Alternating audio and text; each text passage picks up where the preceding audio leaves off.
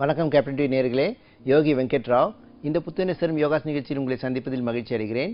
இன்னைக்கு நம்ம பண்ண போகிறது பாசவ ஹாலாசன். ஹாலாசன் அப்படின்னா நல்ல தலைக்கு மேலே காலை உயர்த்தி தலைக்கு மேலே இன்னும் உள்ளே கொண்டு போய் முன்னாடி காலை வைக்கணும். ஒரு யூ பெண்ட் மாதிரி பண்ணணும் இல்லையா? இதில் பாசவம் அப்படின்னா முறுக்கணும். உங்கள் காலை லெஃப்ட் சைடு ரைட் சைடு கொண்டு போகணும். ஒரு முறை லெஃப்ட் சைடு கொண்டு போகணும், திருப்பி முறை நேராகிட்டு சர்வங்காசனம் வந்து திருப்பி முறை லெஃப்ட் சைடில் கொண்டு போகணும், ரைட் சைடில் கொண்டு போகணும். இந்த மாதிரி ஒரு 2 முறை பண்ணணும். மூச்சு இழுத்த நெல்ல சர்வங்காசனம் வந்துடுங்க, திருப்பி மூச்சு விட்ட நெல்ல ஹாலாசனம் பண்ணுங்கள். ஹாலாசனம் மூச்சு விட்டு நெல்ல பண்ணணும். இது படுத்துட்டு செய்கிற ஆசன வகையை சேர்ந்தது. இந்த ஆசனம் பண்ணும்போது என்ன ஆகும் அப்படின்னா, உங்களோட தோள்பட்டையும் கழுத்து எலும்பும் சேருது இல்லையா, அந்த பகுதி நல்ல ஸ்ட்ராங் ஆகும். அப்போது சர்விக்கல் போன் ப்ராப்ளம்லாம் இருக்கிறவங்க இந்த ஆசனம் பண்ண வேணாம். ஆனால் இந்த ஆசனம் பண்ணியிருந்தீங்கன்னா உங்களுக்கு சர்விக்கல் போன் ப்ராப்ளம் வராது இல்லையா? நீங்கள் சர்விக்கல் போன் ப்ராப்ளம் இருக்கிறவங்க உங்களுக்கு கழுத்து கீழே வந்து கண்டிப்பாக பெயின் இருக்கும், தலை சுத்தல் மயக்கம் இருக்கும். அதனால் இந்த ஆசனம் நீங்கள் தவிர்த்துக்கும் நல்லது. இந்த ஹாலாசன் பண்ணும்போது கண்டிப்பாக உங்களுடைய ஜீரண சுரப்பிகளாம் நல்லா சுரக்க ஆரம்பிச்சிடும். ஏன்னா வளையிறீங்க, மேல் பக்கமாக தூக்கி வேறு வளையிறீங்க இல்லையா காலை, அதனால் நல்ல வயிறுலாம் அழுத்தம் பெற்று அதில் இருக்க சுரப்பிகளாம் கண்டிப்பாக பேங்க்ரியாஸ் நல்ல வேலை செய்யும். அது போக மேல்குடல், பெருக்குடல், சிறுகுடல் இவை எல்லாமே வந்து அழுத்தம் பெற்று அங்கே இருக்கிற கசடு அழுக்கெல்லாம் வந்து நீர்கள்லாம் வெளியேறிடும். அதனால் இந்த ஹாலாசனம் நல்லா பயிற்சி பண்ணுங்கள். எவ்வளோ தூரம் வருதோ சர்வங்காசனம் பண்ணிட்டு எவ்வளோ தொங்க முடியுமோ அவ்வளோ தொங்க விடுங்க காலை முதல்ல. அந்த நல்லா வந்த பிறகு தான் இந்த பாசம் ஊர்த்துவெல்லாம் பண்ணணும். சரிங்களா? இப்போ முதல்ல ஒவ்வொன்றா செஞ்சு பார்ப்போம். ஹாலாசன் போயிட்டு அப்புறமா லெஃப்ட் ரைட்டில் மூவ் பண்ணி பார்ப்போம். பரிவிருத்த ஹாலாசன்.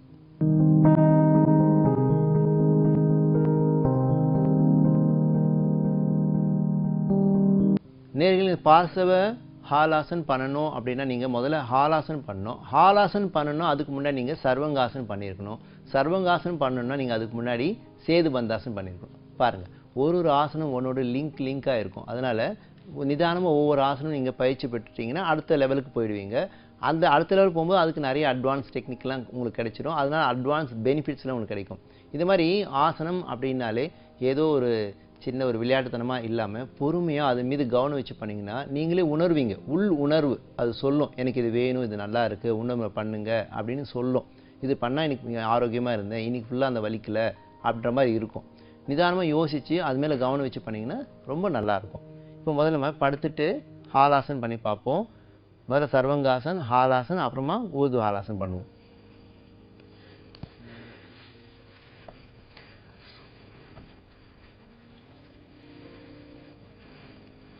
முதல்ல இது மாதிரி படுத்துக்கோங்க நல்ல சவாசன நிலையில்.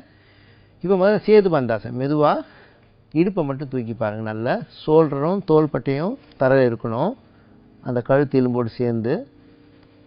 நிதானமாக அப்படி லைட்டாக அப் பண்ணி பார்த்தீங்கன்னா மூச்சு இழுத்த நிலையில் வந்துடும். இப்போது காலை நீட்டாக வச்சுட்டு கைகளால் அழுத்திட்டு காலையும் தூக்கிடணும். சர்வங்காசனம் பண்ணி பார்க்கணும்.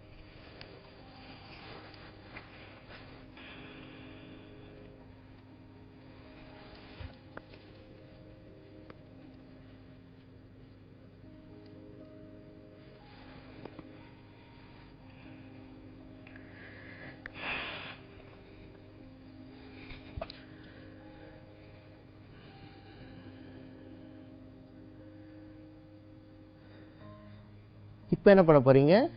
பாசம் ஊர்துவும் பண்ணிட்டீங்க. இப்போ பாசம் இடது பக்கம் வலது பக்கம் அந்த காலை கொண்டு போய் ப்ராக்டிஸ் பண்ணணும். முதல்ல அதே போல் சர்வங்காசன் பண்ணிக்கோங்க. மூச்சு விட்டு நில்ல.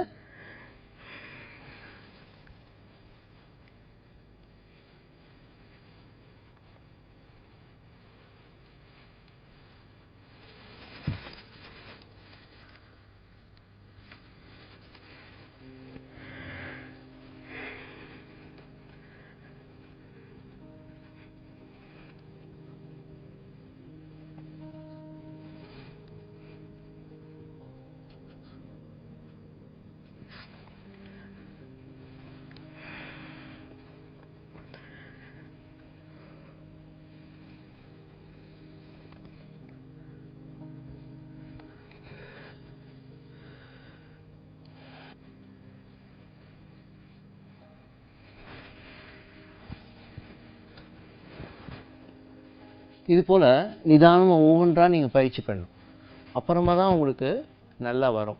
அதாவது சேது பந்தாசனம் பண்ணுங்கள், சர்வங்காசனம் பண்ணுங்கள், பிறகு நீங்கள் ஹாலாசன் பண்ணுங்கள், நல்ல ஊர்துவம் பண்ணுங்கள். அதில் காலை நீட்டி பிறகு இடது பக்கம் வலது பக்கம் ட்விஸ்ட் பண்ணுங்கள். வயிறு நல்லா இடுப்பும் வயிறு நல்லா முருங்கும். முருங்கிச்சு நல்லாயிருக்கும்.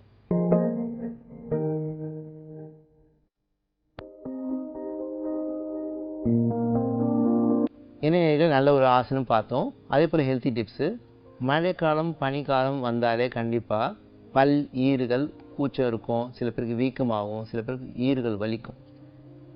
காற்று அந்த பனி காற்று அது சுவாசம் பண்ணும்போது கண்டிப்பாக அது உள்ளே பட்டுதுன்னா ஆகிறதுக்கு நிறைய சான்ஸ் இருக்குது. ஏன்னா அதில் ஃபங்கஸ்லாம் இருக்கும், போயிட்டு உங்களுக்கு கஷ்டம் கொடுக்கும். நிறைய பேர் நைட்டில் ப்ரஷ் பண்ணி படுங்கன்னா படுக்க மாட்டாங்க, அவங்களுக்கு அடுத்த நாள் காலை ஈறுக்கும் ஆயிடும். ஏன்னா உணவில் நிறைய அந்த கிருமிகள்லாம் வந்து உங்களுக்கு தாக்கும்.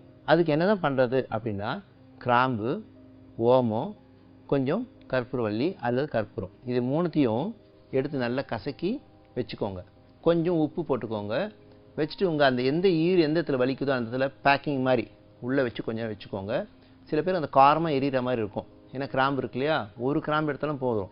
ஒரு கிராம்பு, ஒரு கற்பூரவள்ளி இலை, கொஞ்சம் ஓமம் நல்லா கசக்கி அந்த இதை வச்சுக்கோங்க. பொடி கூட பண்ணிக்கலாம், சில பேர் பொடி பண்ணி கூட வச்சுப்பாங்க. அது மாதிரி பண்ணிவிட்டு கொஞ்ச நேரம் வச்சுருங்க. அப்போ எடுத்து அந்த நீரெல்லாம் இழுத்துரும், கெட்ட நீர்லாம் அங்கே ஈருக்கு நடுவில் இருக்கிறதெல்லாம் இழுத்து போட்டுரும். அதை துப்பிட்டு அப்புறமா உப்பு தண்ணியில் வாய் கொப்பளிங்க, சரியாயிடும்.